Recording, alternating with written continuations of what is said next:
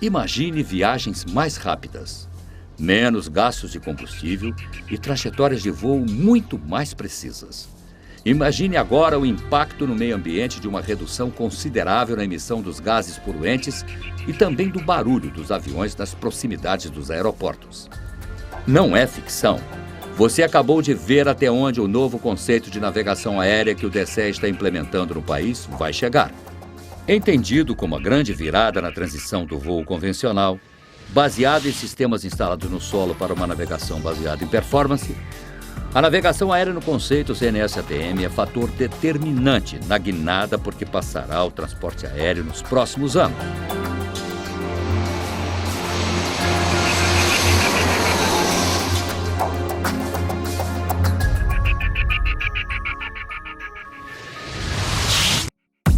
O sistema convencional de navegação aérea é baseado em antigas tecnologias, desenvolvidas a partir do meio do século passado. Na maioria dos casos, elas utilizam o espectro eletromagnético para gerar posicionamento e direção. São recursos que auxiliam o voo, provendo orientação espacial às aeronaves, guiando-as em meio a rotas pré-planejadas. Grosso modo, funciona assim. 1. Equipamentos instalados no solo são dotados de antenas capazes de intercambiar sinais com as aeronaves por meio de ondas eletromagnéticas. 2. Ao captar estes sinais, rádios embarcados nas aeronaves conseguem identificar as antenas no solo, confirmando a rota e, em alguns casos, gerando o posicionamento da própria aeronave. 3. Para seguir o curso da rota, a aeronave precisa sobrevoar a área de alcance de tais antenas que demarcam a trajetória de voo.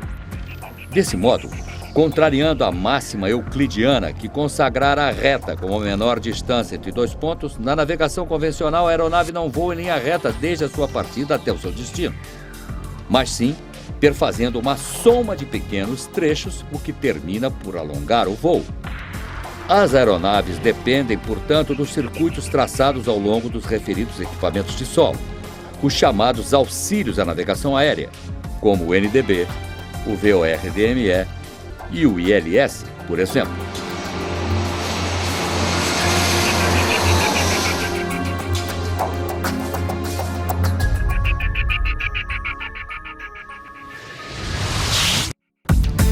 No CNS-ATM, a rota não é delimitada por auxílios de solo, mas sim orientada por satélites.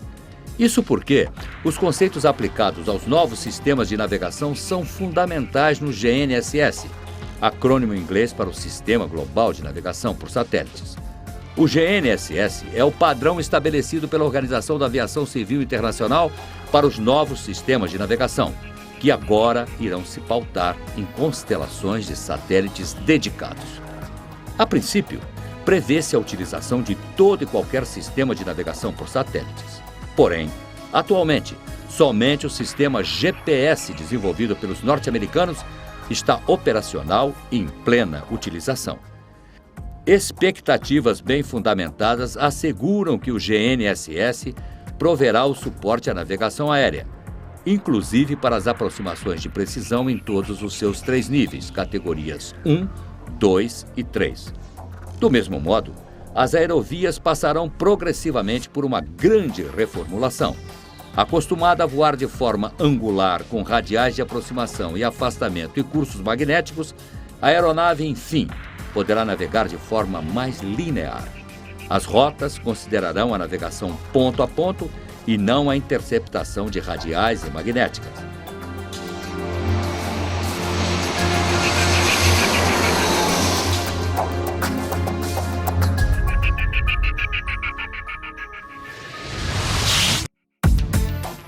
Com os novos conceitos, surgem também novos termos e procedimentos.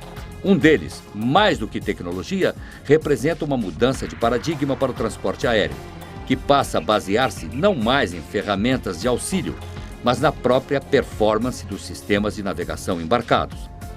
A chamada navegação baseada em performance, ou PBN, do inglês Performance Based Navigations, redesenha e otimiza a estrutura dos trajetos de navegação. Proporciona uma rota menor e muito mais precisa, utilizando sistemas avançados de gestão de voo e de bordo inercial, além de satélites e sistemas terrestres. Há dois elementos chaves para entender o PBN. O primeiro é o chamado RNAV, sigla que em português significa navegação por área. Com o RNAV, as aeronaves não precisarão mais zigue-zaguear entre os auxílios baseados em solo para alcançar seus destinos. As aeronaves em voo RNAV voam diretamente de um ponto para o outro.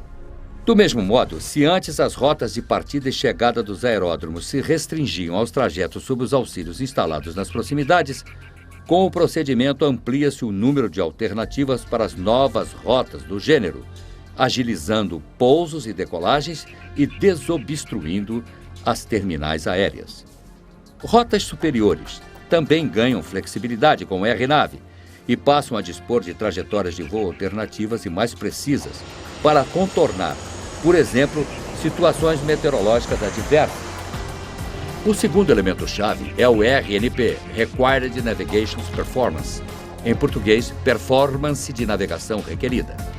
Nele, as aeronaves voam confinadas dentro de uma espécie de duto virtual, que varia de tamanho conforme as capacidades e os recursos da aeronave e da tripulação. Ao contrário do RNAV, entretanto, caso a aeronave se desloque para fora do duto, elas são alertadas imediatamente pelo próprio sistema de bordo. Esse recurso proporciona um aproveitamento do espaço aéreo, cuja eficácia jamais fora alcançada. Ele torna exequível a utilização de muito mais rotas no mesmo espaço, com menores separações ou mesmo aproximações simultâneas, gerando um aumento significativo na capacidade das terminais aéreas.